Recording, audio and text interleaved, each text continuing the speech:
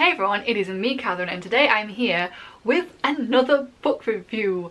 I think I mentioned, I can't remember if I actually said it or if I said it in another version of that video, but I have a lot of reviews that I want to get done of books that I've read and have some feelings about, I want to talk about, and also getting into a schedule and getting content out for you. So I'm here to do another book review, and it is The Poet X by Elizabeth Acevedo. And another, actually a confession, because depending which goes out first, I did do a review for Call Me By Your Name, a book that I had no intentions of reading. For different reasons, I also had no intentions of reading The Poet X because I'd heard it was written in verse, and me and verse, I mean, I guess me and any sort of writing, but I'm more likely to get into normal prose than anything else. Verse can be a little for me, so I had no intentions of reading this. But then I was in WH Smith for something, I think I went for some stationery, went upstairs to have a look at the books, and in the little sales section, last chance to buy section, I found this for £2, and I was like, you know what,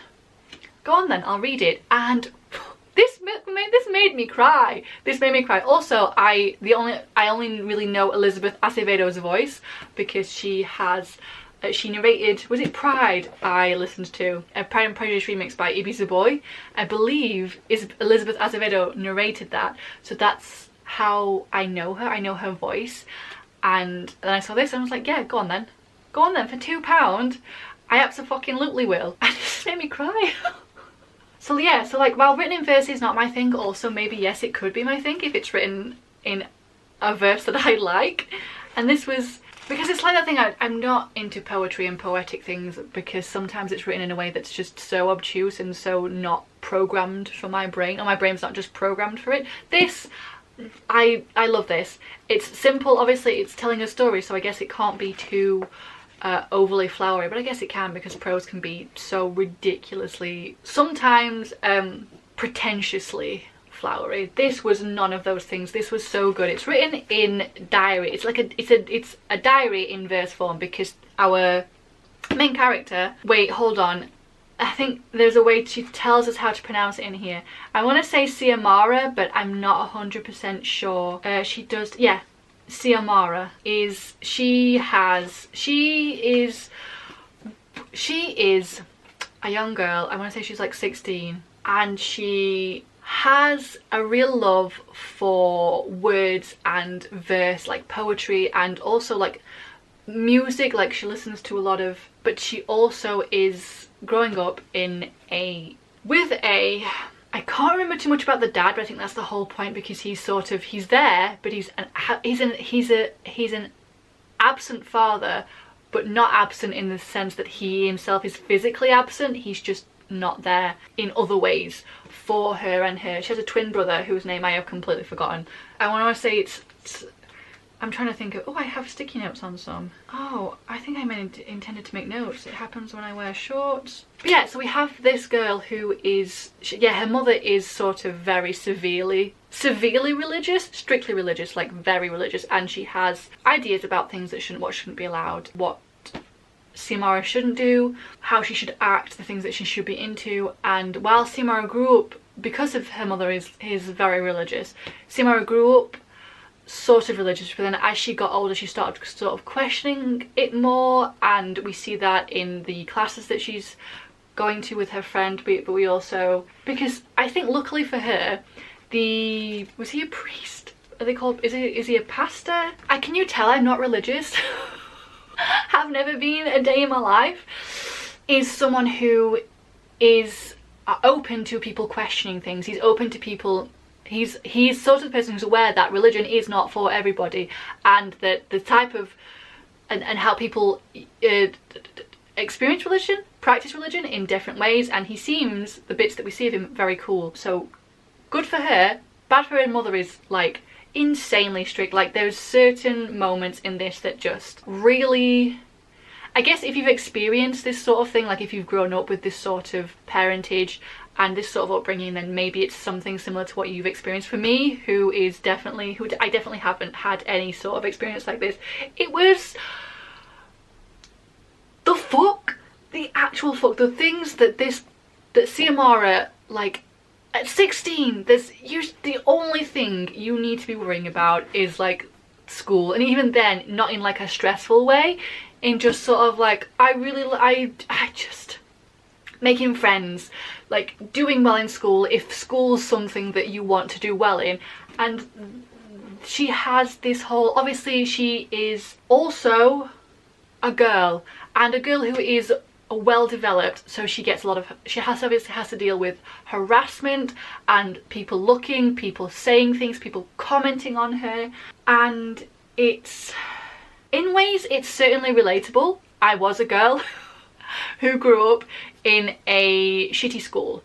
Like a lot of schools in the UK at least, like you might hear of comprehensive schools, and this is not something I learnt till much later in life, that comprehensive schools, I refer to my secondary school as a comp because it was a comprehensive school, and comprehensive schools are not well maintained necessarily, they're not well funded, they tend to be full of like problematic kids and troubled kids, and working class kids is basically what it's for. A lot of them are moving away from that now, like ours is now an academy. My sister works in the education department for the government, so I'm learning a lot more about how that happens. Becoming an academy gives them more funding and things like that. And so Xiomara is in sort of like the American version of that, except America also comes with a lot of gun problems, which we don't have. You have to worry about a knife or 5, but we don't ever have to worry about like getting checked for weapons coming into schools, so there's all that on there. So there are some similarities. Obviously it's not exactly the same, I can't compare, but you know, it doesn't need to be everything to find something relatable or to be able to like imagine the things that she's going through, sort of thing. But yeah, so like, but I am again white. I did not grow up in a strict religious household. I didn't grow up in any kind of religious household. Religion was not something that was ever a big deal for me. I never had, my parents never like disallowed any of the things that I liked or the hobbies that I liked, that. But Xiomara, yeah, I've got relatable, but also obviously for obvious reasons not. But I was a teen in a fucked up secondary school. That is something that I can relate to. But Xiomara is a black teen in a fucked up high school, so there's also that on top of it. So like that comes with its own sort of things that she has to deal with, problems that she has to deal with, and she also grew up in a strict religious household. There's always something, okay, there's always something, and some of the stuff did hit. Some of the stuff hit hard, and some of the stuff hit really hard for relatable reasons, and some of the stuff hits really hard for not relatable reasons, because I never had to go through that, so it's not something I've ever had to think about. And seeing Xiomara go through this, and like it's hard. It's hard from an outsider's perspective, so imagine how hard it is from like being in that situation. But this book is about Xiomara exploring herself, exploring romance, which is really nice and cute until it isn't, and then it is again. It's also her exploring her relationship with religion, her relationship with her parents, and she also has a twin. She has a twin brother who they're very different people, and he has his own set of like things that he's dealing with and the way that he's going through things, but he's the sort of like perfect child. He's the one that can never do anything wrong, but he's also the sort of quiet type that Xiomara often had to take care of him, but like protect him and like look out for him at schools, because he was the sort of type to get bullied. He wasn't the type to stand up for himself, but because of he like educationally, he had the book smart, so he went to a more prestigious school, I guess, than Xiomara could get into, and so he has his own life sort of away from there. We don't see a lot of him, and whatever his name is, she calls him, I can't remember because she calls him Twin. She just refers to him as Twin, so I think that's why I can't remember his name. But yeah, so she is dealing with all of the things that teens deal with, on top of the strict household, the being a black teen and being a girl, and a well-developed girl at that. And it's sort of her using poetry to help her explore the feelings, to get them down and see them on paper, and it's really good. Like everyone was talking about it when it came out, but because it was written in verse I had no interest, but like everyone was right, it's really good. And Angie Thomas is absolutely correct. I fell in love at slam poetry, like, not me, but like, this one will stay with you a long time. Yeah, I wasn't expecting to cry, and I got through it really quickly. I guess because it's written in verse, like it's quite a thick one, but because it's written in verse, it's really good. It's really good, like just yes, like, if you're worried that you won't like it because of it being written in verse, like, I don't think I've done a good job of getting through this. I definitely have.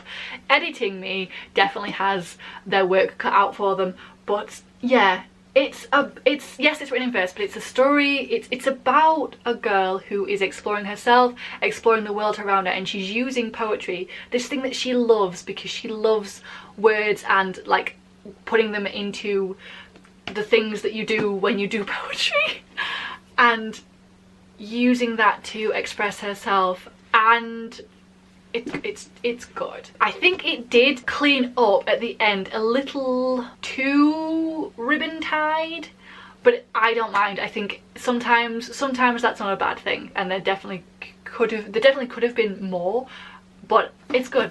If you haven't read The Poet X by Elizabeth Acevedo, what are you doing? Go read it, because it's good.